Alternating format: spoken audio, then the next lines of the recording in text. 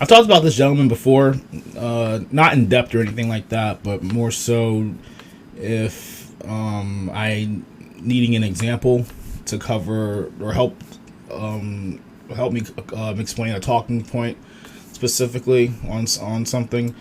And yeah, Eric D. July, aka Young Rippa. He's a YouTuber. He's been on the platform for many years. He's also a musician for a metal band called Backwards. And he does like a lot of collaboration projects and stuff like that with guys over at Geeks and Gamers and Nerdrotic and Friday Night Tights crew. He's good friends with them. He has officially started his own comic book company called the Rippaverse. And this is super, super, super huge.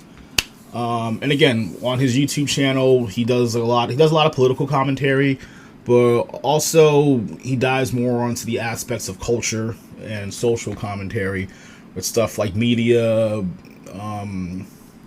comic books, of course, comic book movies, material, and the impact on how it's happening with the customer, with the consumer, and this talks about the decisions that the higher ups, specifically the big two, Marvel and DC, are doing, whether it be good decisions or bad decisions. He gives his take on it pretty much, and he has not, let's say, been pleased with the big two in terms of both live action and what they're doing in their comic books, just whether it be tokenized characters or undoing major events that had like a big impact on the whole universes as a whole, just taking those out and throwing them out the window. Just a lot of goofy decisions that a lot of fans would share the same opinion with him with. But yeah, he decided to just stop complaining about the problem or complaining about something in the industry as a whole and started to become a player in the industry. So I think he invested $100,000 of his own money out of his own pocket. No investors, no bank loans, none of that. Everything out of his own pocket, and started his own universe.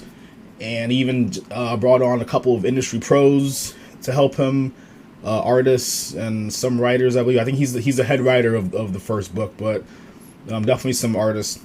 And yeah, at the time of the recording of this video, and again, this isn't a crowd fund, not a crowd fund at all.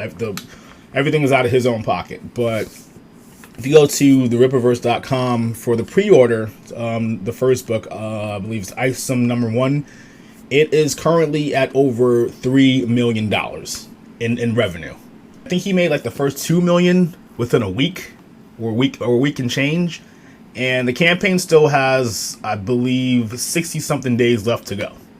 So, and again, this is super huge for an indie comic book company to like make that kind of money, and especially that kind of money within such a short time span. It's not impossible, but it's just rarely seen. And again, I mean, now he's getting like a little bit of mainstream attention, but again, this is based off of just like word of mouth, from his own community on YouTube, and he's also on Twitch, like the people over there, and just the really do it yourself DIY kind of aspect of it. And again, the word of mouth, people just going out there, no billboards, no you don't see his face over in Times Square or anything like that, and no commercials and like that, just pure like the completely independent route.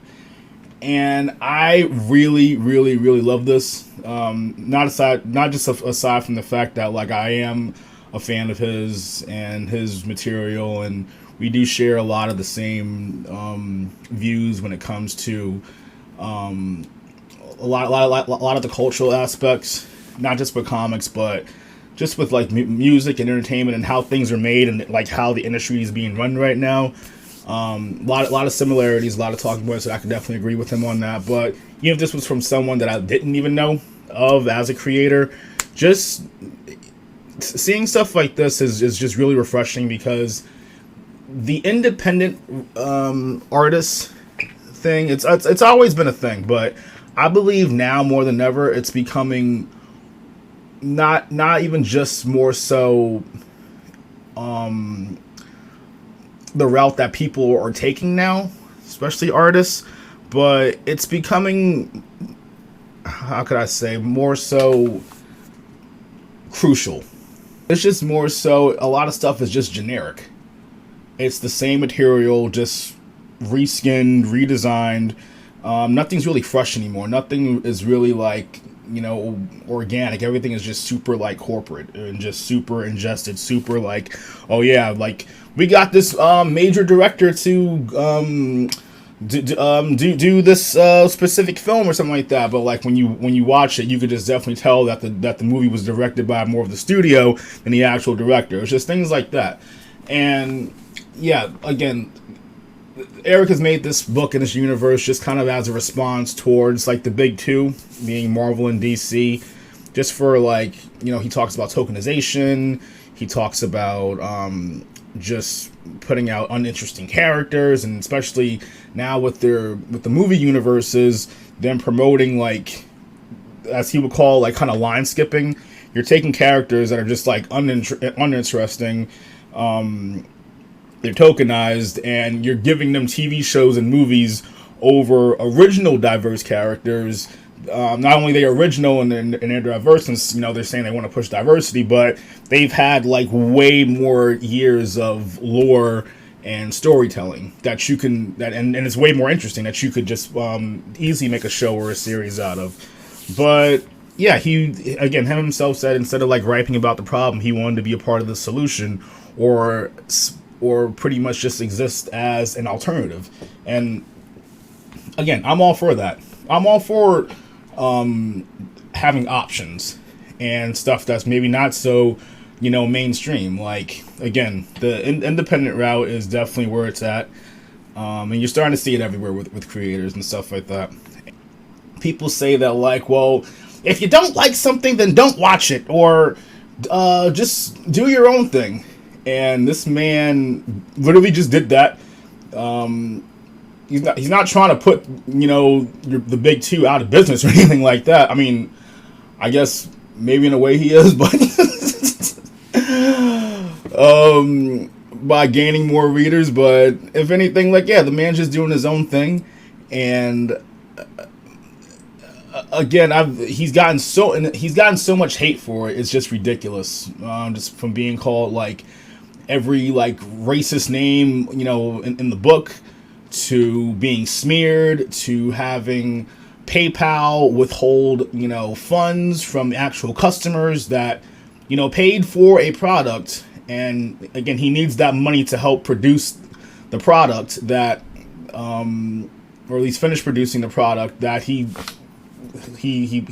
sold them on.